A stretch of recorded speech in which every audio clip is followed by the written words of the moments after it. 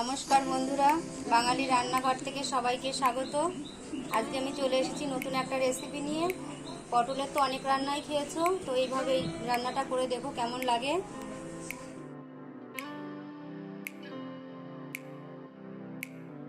রান্নাটা করার জন্য দেখো পটলটা এইভাবে কেটে নিয়েছি, আর এখানে আলু নিয়েছি, পেঁয়াজ কুচি, টমেটো কুচি, আর এখানে হচ্ছে আদা রসুন পেস্ট, আর এখানে হচ্ছে পোস্ত পেস্ট। রান্নাটা বসাতে চলে এসেছি। কড়াইতে তেল দিয়ে দিচ্ছি। আমি সর্ষের তেল দিয়ে রান্না করছি, তোমরা সাদা তেল দিয়েও রান্না করতে পারো। তেলটা গরম হয়ে গেছে, এবার আমি পটলগুলোকে ভেজে নেব।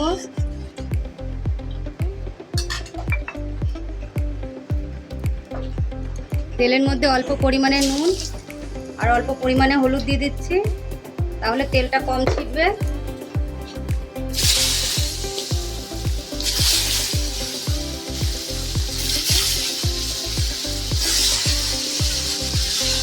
পটলগুলোকে লাল করে ভেজে নেব।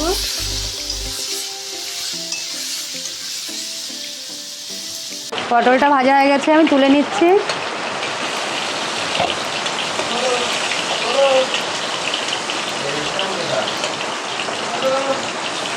এইভাবে বাকি পটলগুলোকে আমি ভেজে নেব। তো একই তেলের মধ্যে বাকি পটলগুলো দিয়ে দিচ্ছি।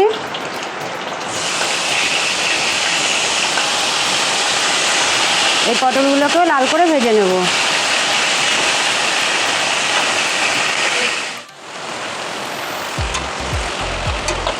পটলগুলো ভাজা হয়ে গেছে, তো এই বাকি পটলগুলো তুলে নিচ্ছি।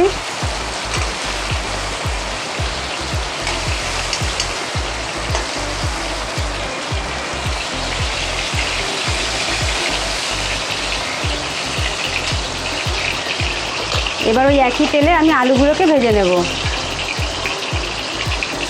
দেখো বন্ধুরা, হলুদ দিয়েছি বলে তেলটা একটু কালো হয়ে গেছে।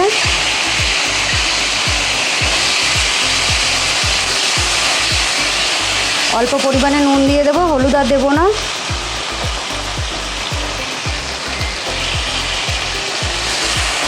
আলুটাকেও লাল করে ভেজে নেব। আলুগুলো লাল করে ভাজা হয়ে গেছে, এবার আলুগুলোকে তুলে নিচ্ছি।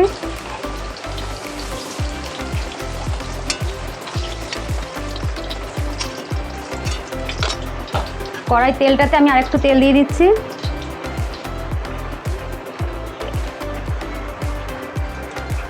তেলের পরে জিরে দিয়ে দিচ্ছি।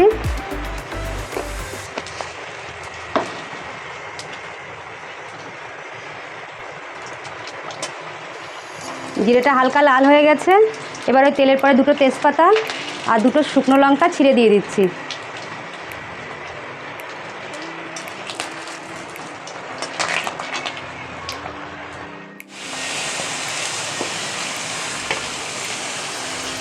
পেঁয়াজটাকে একটু লাল করে ভেজে নেব।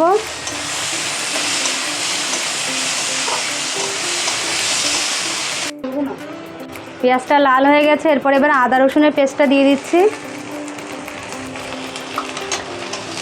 আদা রসুনটাকে ভালো করে তেলের পরে নেড়ে নিতে হবে, যাতে কাঁচা গন্ধটা চলে যায়।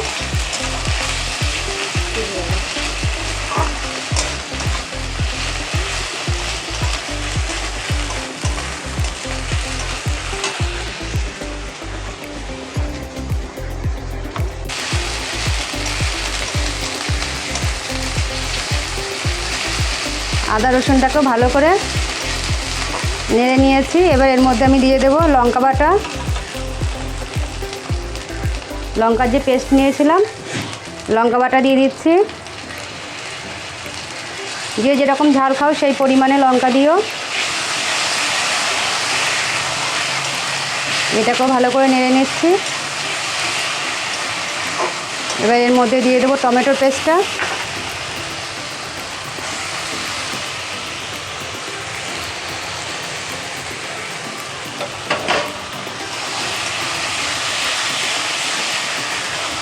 মশলাগুলোকে ভালো করে কষিয়ে নেব।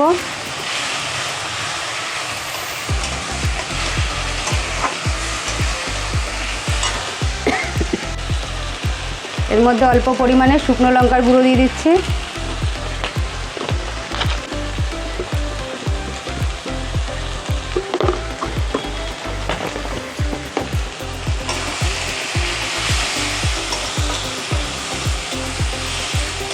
মশলার মধ্যে অল্প করে জল দিয়ে দিচ্ছি যাতে মশলাটা লেগে না যায়।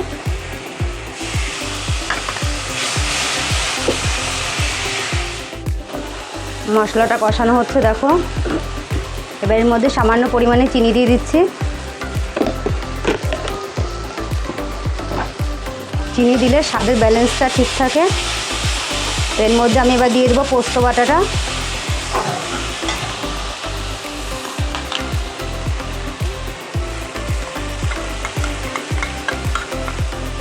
পোস্ত বাটা দিয়েও ভালো করে কষিয়ে নেব। করে জল দিয়ে দিলাম।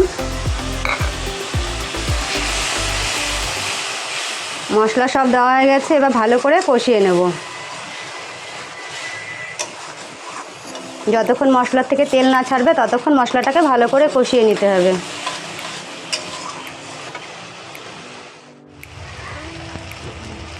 মশলাটা কষানো হয়ে গেছে, এবার এর মধ্যে আলু পটলটাকে দিয়ে দিচ্ছি। আলু পটলটাকে ভালো করে মশলার সঙ্গে কষিয়ে নেব।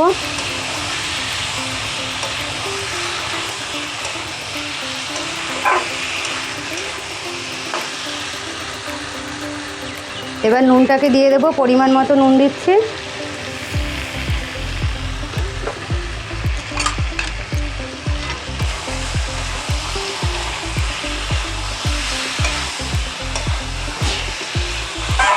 কিছুক্ষণ সময় কষিয়ে নেব। তরকারিটা কষানো হয়ে গেছে, এবার আমি জল দিয়ে দেব। তো আমি এখানে গরম জল করেছি, তোমরা ঠান্ডা জলও দিতে পারো। গরম জল দিলে তরকারি কালারটাও সুন্দর হয়, খেতেও ভালো হয়।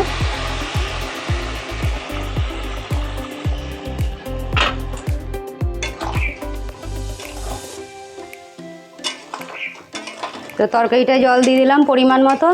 এই তরকারিটা কিন্তু খুব ঝোল হবে না, মাখা মাখা হবে, অল্প ঝোল থাকবে। তো আরেকটু জল দিয়ে দিচ্ছি, আলুটা সিদ্ধ হবে। গরম জল দিয়েছি, তোমরা ঠান্ডা জলও দিতে পারো। গরম জল দিলে তরকারি কালারটা খুব সুন্দর হয়, তরকারির টেস্টটাও খুব সুন্দর আসে। তরকারিটা ফুটে গেছে, আমি এবার একটু ঢেকে দেবো।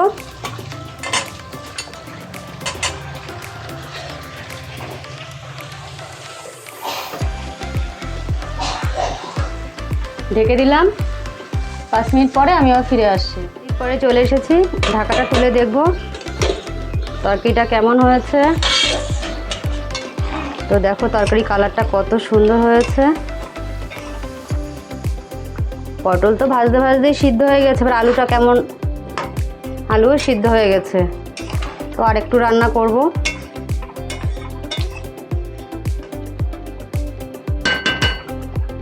রান্নাটা পুরোপুরি হয়ে গেলে তোমাদের দেখাচ্ছি। তরকারিটা হয়ে গেছে, এবার আমি গরম মশলা দিয়ে দেব।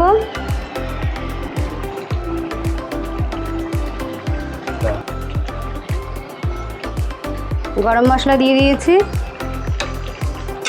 তো দেখো বন্ধুরা রান্নাটা কত সুন্দর হয়েছে। তো তোমরা এইভাবে রান্না করে দেখো কেমন লাগে।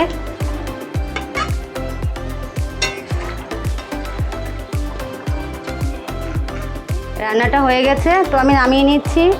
আমার রেসিপিটা যদি ভালো লাগে একটা লাইক করে দিও, আর কমেন্টে জানিও কেমন হয়েছে। আমার চ্যানেলটিকে সাবস্ক্রাইব করে দিও, আর আমার পাশে থেকো। তো তোমরা বাড়িতে ট্রাই করে দেখো কেমন হয়েছে রান্নাটা।